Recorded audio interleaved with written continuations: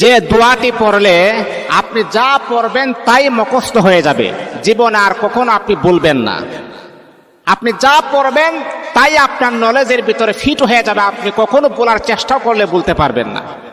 ইমামে আজম রহমাতুল্লাহ আলাই বলেন, আমি যখন প্রায় সময় ম্যাক্সিমাম সময় যখন এই দোয়াটা যখন আমি পড়ি, আল্লাহ পাক রব্বুল আলামিন দোয়ার বদলতে আমাকে এমন ব্রেন, এমন শক্তি আর এমন ফখর আমার আল্লাহ দান করেছেন, আমি যা পড়ি একবার আমি বলতে পারি না।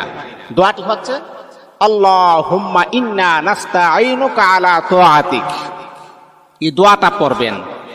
আপনার সন্তানের স্মরণ শক্তি খুবই দুর্বল, কম, তাহলে মা বোনদেরকে আমি দৃষ্টি আকর্ষণ করে বলি, বাবাদেরকে বলি, আপনার সন্তানকে দোয়াটা 7 বার পরে মাথার মাঝে আপনি ফু দেন, অথবা 1 গ্লাস পানির মাঝে ফু দিয়ে বলেন পানিটা খাবার জন্যে। দেখবেন আল্লাহ পাক রব্বুল আলামিন আপনার সন্তানের